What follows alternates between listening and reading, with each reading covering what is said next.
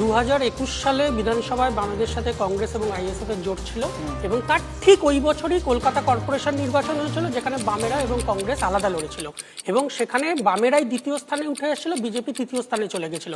এবং এখন বিরোধী নেত্রী পাবলিক অ্যাকাউন্টস কমিটির চেয়ারম্যান হচ্ছেন মধুচন্দ্রা দেব, যিনি সিপিআই এর জেতা কাউন্সিলর।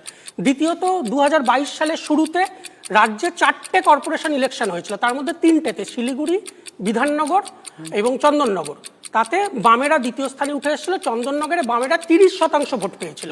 ওই 2022 সালেই মার্চ এপ্রিল মাসে রাজ্যের 108টা পৌরসভায় নির্বাচন হয়েছিল, তার মধ্যে তৃণমূলের বাইরে একমাত্র ভোট গঠন হয়েছিল তাহেরপুরে, সেটা বামেরা ভোট গঠন করেছিল এবং বাকি মিউনিসিপ্যালিটিগুলোতেও বামেরা দ্বিতীয় স্থানে উঠে এসেছিল।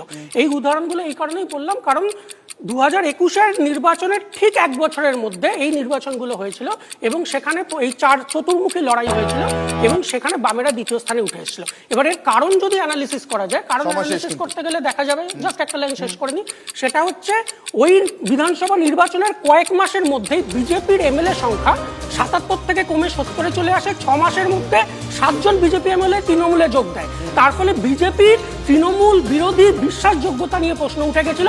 ঠিক একই বিশ্বাসযোগ্যতা নিয়ে প্রশ্ন এখন উঠে গেছে যখন এসএসসির মতো প্রাতিষ্ঠানিক দুর্নীতি করার পরেও, এবং সেটা প্রাতিষ্ঠানিক দুর্নীতি, তৃণমূলের শীর্ষ নেতৃত্ব এটার মধ্যে জড়িত, সেটা প্রমাণিত হওয়ার পরেও বিজেপি আজ পর্যন্ত তৃণমূলের বিরুদ্ধে কোনো ব্যবস্থা নিল না। সে কারণে একই প্রশ্নটা আজকে উঠে